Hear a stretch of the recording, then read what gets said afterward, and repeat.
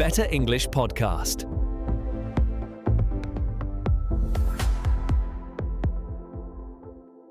Hello everyone and welcome back to the How to Better English podcast, the place where we turn your language learning goals into enjoyable conversational practice. I'm Liam.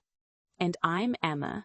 It is fantastic to be back here with you, Liam, and with all our dedicated listeners around the world. It is Emma, and today we are charting a course for an incredibly exciting and practical topic, English for travel and adventures. Whether you are planning a massive backpacking trip, a quick weekend getaway, or just dreaming about your next destination, mastering the language of travel is absolutely essential. It truly is. Being able to communicate effectively when you are in an unfamiliar place removes so much stress and opens up countless opportunities for genuine cultural connection. We're going to cover everything today, from the initial booking phase right up to finding those incredible hidden spots when you arrive. Before we dive into booking flights and packing our figurative bags, let us quickly remind everyone how much your support means to us. Yes, please. If you are enjoying the lessons, take a moment right now to subscribe to the podcast, give us a like or a 5-star review on your platform of choice, and most importantly, share this episode with anyone else you know who is working on improving their English. Every share helps us reach more learners globally. Thank you so much for helping us build this wonderful community. All right, Emma, let us start at the very beginning of any great trip, the planning stage. This is where we need vocabulary for making reservations and understanding documentation. Exactly. The pre-trip vocabulary is crucial. Let us start with one of our key terms for today, itinerary. I-T-I-N-E-R-A-R-A. Itinerary. It sounds fancy, but really, what is it? Think of it simply as your detailed plan or schedule for the trip. It is the roadmap that tells you where you are going to be and when.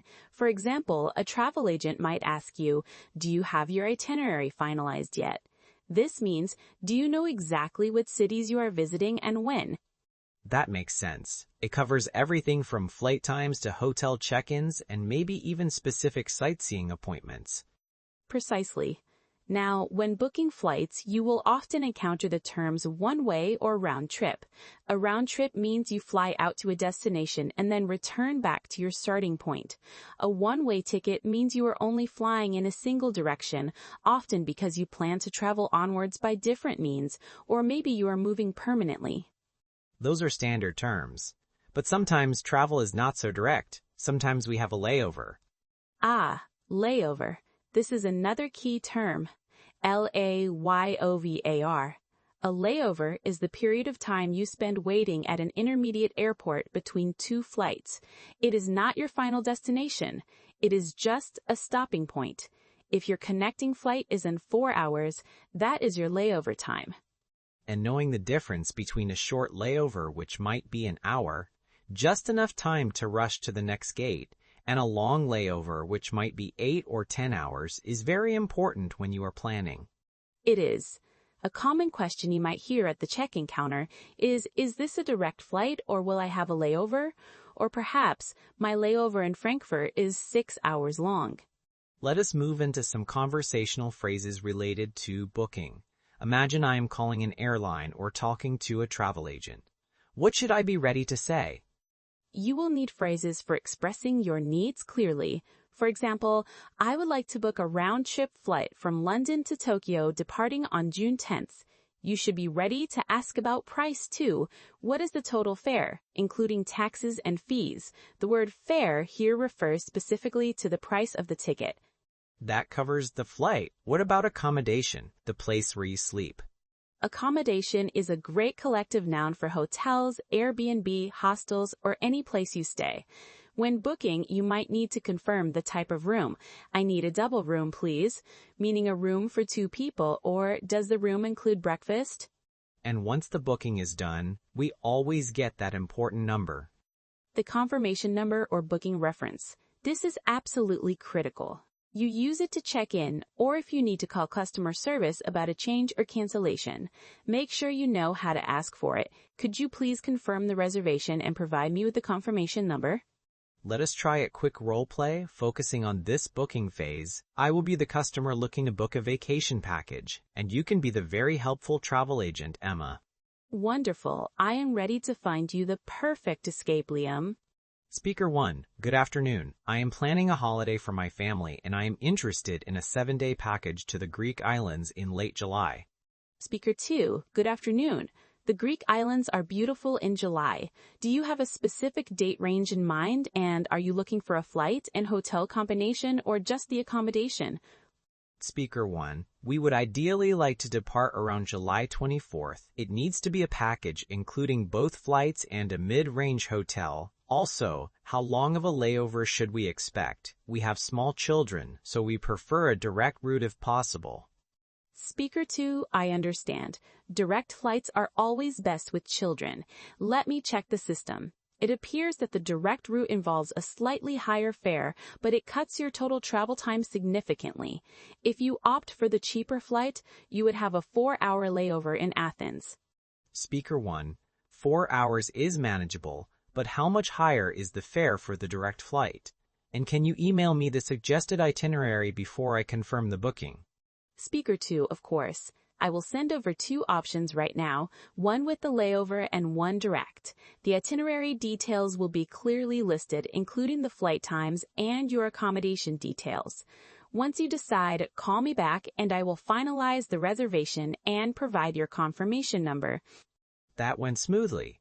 What is key there is using terms like fare, layover, and requesting the itinerary up front. Exactly. Clarity in this stage saves a lot of trouble later. Now, let us jump forward in time. We have booked the trip, we have the itinerary, and now we are at the airport, which is often a very high-stress environment for travelers, especially those navigating in a non-native language. Absolutely. The airport is a massive hub of specialized vocabulary. We start with checking in. Right. When you arrive, you need to check in. You might be asked, do you have any checked baggage?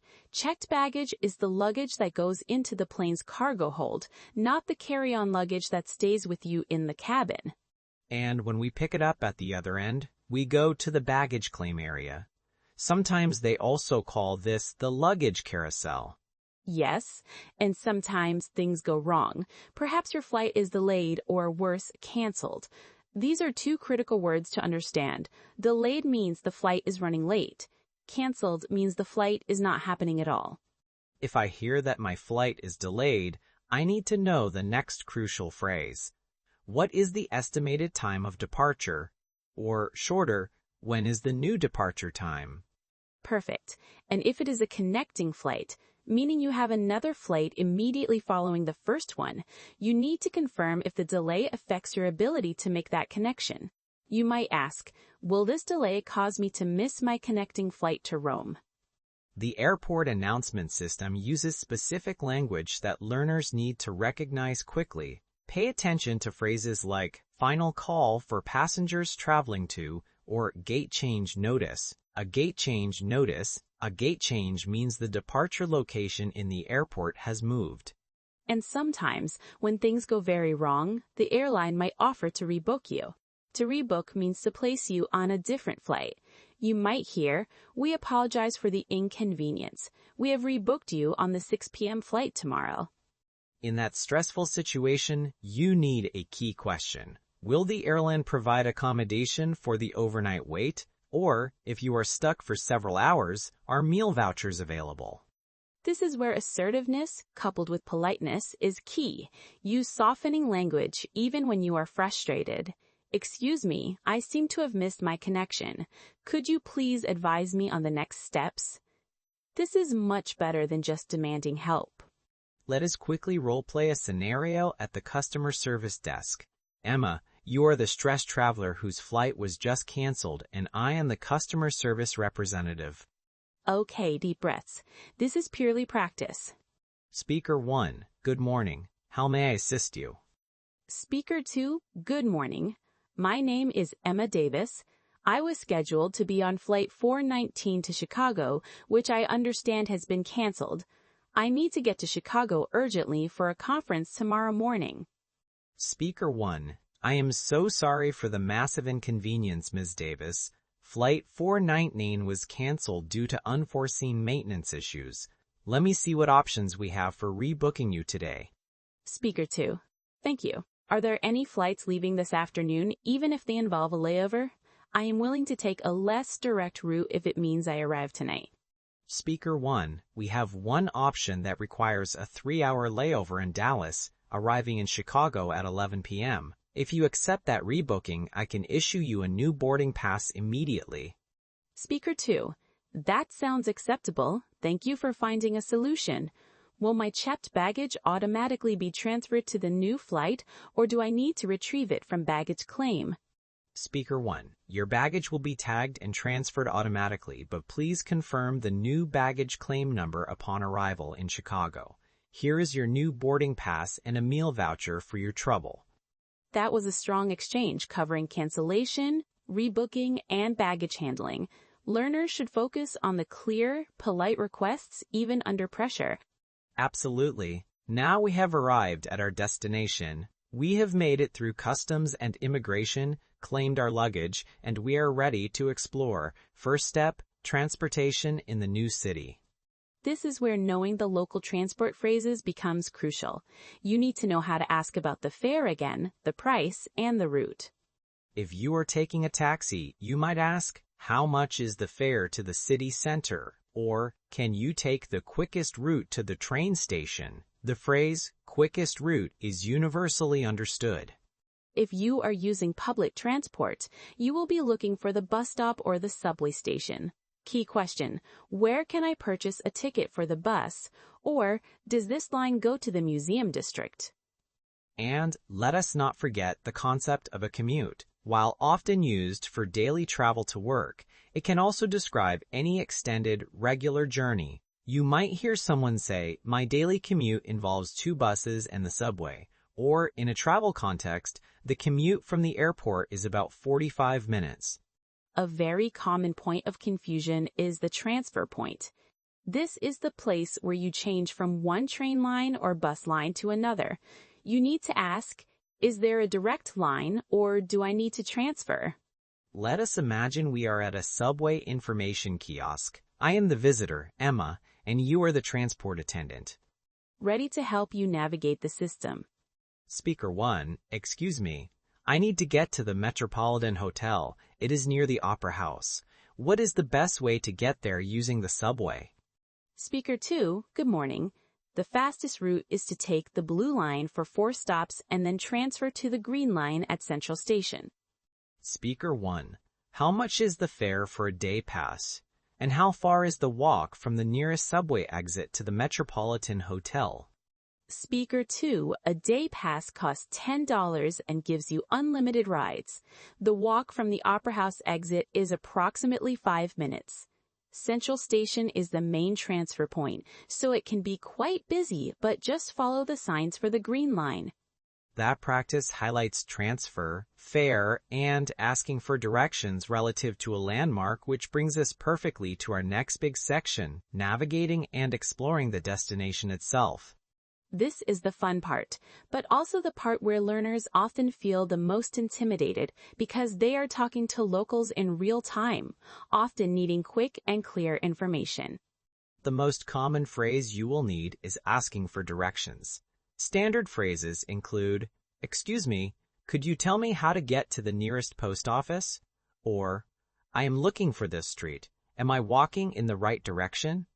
When receiving directions, listen out for prepositions of movement and location. Go straight ahead, turn left at the corner, it will be across from the park, or it is just past the major landmark. A landmark, of course, is a recognizable feature, like a big statue, a famous building, or a fountain. They are easy reference points. Now let us introduce our third key vocabulary term, which is vital for any adventurer, off the beaten path. Off the beaten path. I love that phrase. It paints a picture. It does. It means away from the usual tourist routes, the main attractions, and the crowds. If you are looking for a more authentic local experience, you are looking to go off the beaten path. If I ask a local, what is your favorite local restaurant that is a bit off the beaten path? I am asking them to send me somewhere authentic, somewhere only locals know. Exactly. You might also hear the term local gem. A gem is something valuable and beautiful, and a local gem is a wonderful place, shop, or restaurant that is highly valued by the people who live there, but perhaps not known to tourists. These are the kinds of phrases that elevate your English from merely functional to truly engaging. You are showing respect for the local knowledge. We should practice asking for recommendations. Liam, let us say we have found a nice cafe and we are talking to the barista. I am the traveler, you are the local expert. I am happy to share my local secrets. Speaker 2, excuse me, the coffee here is wonderful. I am spending the weekend here and I am looking to explore something a little less touristy tomorrow. Can you recommend anything that is off the beaten path? Speaker 1, oh, absolutely. If you want something genuinely local, you should head to the Old Town Market. It is a bit far, but it is a real local gem. You will find incredible street vendors selling fresh produce and crafts. Speaker 2, that sounds perfect. How would I get there? Is it easier to take a taxi or is there a direct bus route? Speaker 1, I recommend the number 12 bus. It stops right outside the market entrance. The bus stop is just 2 blocks down, past the big clock tower landmark. Enjoy your exploration. That showcases how we use off the beaten path and local gem naturally in conversation. It also introduced another useful term, street vendor. These are people who sell food or goods from a temporary spot, often right on the pavement. A very common element of travel, especially when exploring markets. Now let us talk about the universal necessity, ordering food. This is something every traveler must do. Often, English menus might use terms you are unfamiliar with. Do not be afraid to ask for clarification. Common phrases. Could you please explain what this dish is? Or, does this meal contain nuts or any other allergens? If you have dietary restrictions, you must communicate them clearly. I am vegetarian, I am allergic to gluten, or I cannot eat dairy products. And once you are ready to pay, the most important phrase is, could we have the bill please? Or, in American English, check please. And cultural notes are important here. In many English-speaking countries, especially the US and Canada, tipping is customary. You might ask, is the service charge included? The service charge is the tip already added to the total. Moving quickly to one final necessary but perhaps less pleasant part of travel, minor emergencies. If you feel unwell, you need to know how to ask for help. Key places you might need: a pharmacy, sometimes called a chemist, or a doctor's office. If you need a pharmacy, you might ask, where's the nearest pharmacy? I need some medication for a headache. If it is more serious, I need to see a doctor. Can you recommend a local clinic? Always be ready to describe your symptoms simply and clearly. I have a sore throat and a fever, or I accidentally cut my hand and need a bandage. This ability to communicate simple medical needs is essential for confident, independent travel. The key in all these scenarios, whether booking, navigating, or asking for help, is confidence and clarity. Use those softening phrases like excuse me and could you please to maintain a polite and effective tone. This has been an incredibly comprehensive look at English for travel, covering everything from the meticulous planning stages to ordering dinner and finding those hidden local gems. It has. Before we wrap up, let us quickly recap those 3 critical vocabulary words we focused on today, as they are essential for any trip planning. First, we had itinerary. This is your detailed plan or schedule for the trip. Always know your itinerary. Second, we covered layover. That is the waiting time you spend at an intermediate airport when catching connecting flights. And finally, off the beaten path. This is the phrase you use when you want to explore unique spots away from the main tourist crowds. Mastering these terms and the conversational phrases we discussed today will genuinely transform your next travel adventure from a confusing experience into a confident, enjoyable journey. We truly hope this episode has prepared you to book your next flight, navigate a new subway system, and find that perfect local restaurant. Travel is one of the best ways to practice your English. Absolutely. Use your English skills to talk to locals, ask questions, and make connections. Do not be afraid to make mistakes. That is how we learn. Thank you again for joining us on the How to Better English podcast. If you enjoyed this deep dive into travel English, please subscribe and share the episode. It truly helps us grow. We love hearing from you. If you have any questions about planning your next trip in English, or if you have a topic suggestion for a future episode, please let us know. We wish you safe travels and successful learning. I am Liam. And I am Emma. Until next time, keep practicing, keep learning, and keep exploring the world. Goodbye for now. Bye, everyone.